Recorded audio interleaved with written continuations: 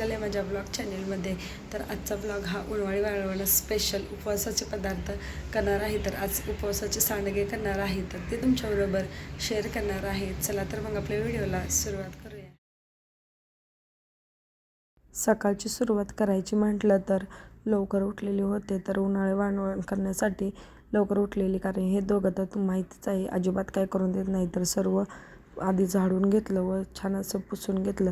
साफसफाई झाली म्हणजे आपले काम पटपट अशी आवरले जातात. तर पूर्ण घर झाडून पुसून घेतलेलं होतं. त्यानंतर झाडत पुसतच होते, तर त्यामध्येच मी बटाट्याचा कुकर उकडण्यासाठी लावलेला होता. तर कुकर व गवारीची शेंग आहे तर ती शिजण्यासाठी ठेवली, म्हणजे घरं झाडून पुसून होईपर्यंत एवढं कामही होऊन जातं. तर ते होतं. कुकर थंड होईपर्यंत मी भाजीची तयारी करून घेतलेली होती.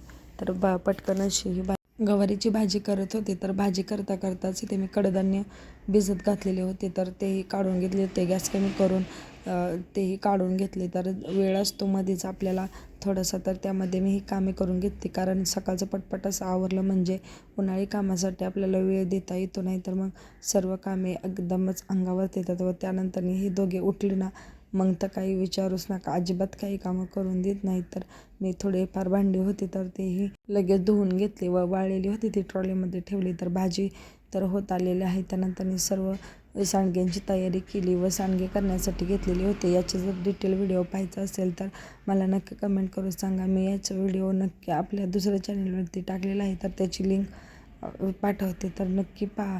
तर पटपट असे मी ते सांडगे करून घेतलेले होते. त्यानंतर नाश्त्यामध्येच रात्री राहिलेला जो मटार राईस होता तर तो घेतला व आमच्यासाठी मटार राईस व यांच्यासाठी जो बटाटे उकडले होते तर त्यापासूनच पराठा बनवलेला होता. तर पाहू शकता माझे सांडगेही बनवून झाले, नाश्ताही झाला व स्वयंपाकही बऱ्यापैकी उरकत आलेला होता. त्यानंतर मी वाळण्यासाठी ठेवलं व ही दोघं उठली. अशा प्रकारे सारखे किचनवर वट्यावरती चढून खेळत असतात, तर त्यांना खाली घेतलेलं होतं. त्यानंतर मी दुपारच्या टायमिंगला त्यांची मस्ती चालूच होती, तर खेळणं तर चालूच होतं. मी थोडी दमली होती म्हणून त्यांना इकडं रूममध्ये एका आणून कोंडलेलं होतं. तर त्यांची तर इथे तरी काही गप्प बसतात का, 5 मिनटं लोळली. त्यानंतर दुपारी जेवणामध्ये आता थंड दही घेतलेलं होतं. दही, साखर, गवारीची शेंग व पुऱ्या राहिल्या होत्या तर त्याही घेतलेल्या होत्या व पापडही घेतलेले होते.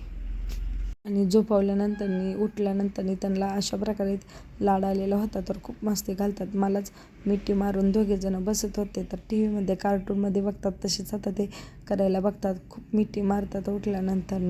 तर त्यानंतर त्यांचं सर्व जेवण खाऊन वगैरे झालं व इव्हिनिंगच्या टायमिंगला छान अशी दिवाबत्ती केलेली होती. तर अर्धा तास दिवाबत्ती करण्यामध्ये घालवायचं व त्यानंतर मागून आणून सर्व माझ्या हातामध्ये द्यायचं. तर हे तर त्यांचं रोजचंच झालेलं आहे, पण आता करायला तर लागतं. यांच्यामुळे सर्व देवघरावरती मांडावं लागतं किंवा मग खालती पॅक करून ठेवावं लागतं. तर ते नसताना मी पटकन असं काढून घेत होते, पण तेवढं काढत होते तोपर्यंत ते आलेच लगेच मागे. तर असं मला पटकन असं सामान काढून घ्यावं लागतं. तर मध्येच लुडबुड करत होता, हे पळवून घेऊन जा, ते पळवून घेऊन जा, त्यांचं चालूच होतं. व त्यांना धूप हातामध्ये घ्यायची असते, अशा प्रकारे धूप त्याचा धरून बघायचा असतो. तर त्यांचं तर चालूच असतं. दिवाबत्ती केली व तुळशीला दिवा लावण्यासाठी गेले तर तिथे तर काही सांगूच नका, खूप लुडबुड करत असतात. तर मी दिवा लावून घरामध्ये गेले की लगेच ते मागे घेऊन येतात.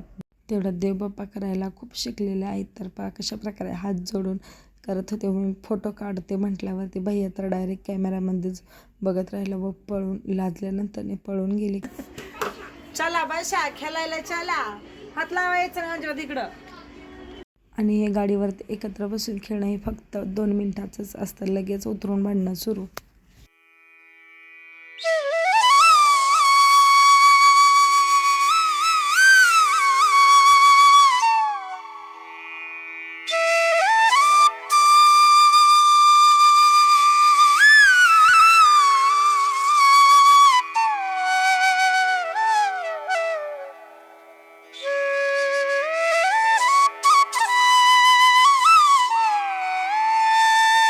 आणि उन्हाळा इतका आहे की सांडगे लगेच संध्याकाळीच वाळलेले होते. तर मी तेही तळून दाखवते कशा प्रकारे होतात. तर थोडेफार वल्ली होते तरीही मी व्हिडिओसाठी तळून दाखवलेले होते, पण चवीला खूप छान झालेले होते. पण तुम्हाला जर उपवासाचे सांडगे करायचे असतील तर हातामध्ये ग्लोव्ज घाला, कारण भरपूर अशी आग आपल्याला हाताची होते. त्यामुळे नक्की तुम्ही आठवणीने ग्लोव्ज घालूनच सांडगे करण्यासाठी घ्या. तर तळल्यानंतर अगदी पॉपकॉर्न सारखे फुलून आलेले आहेत.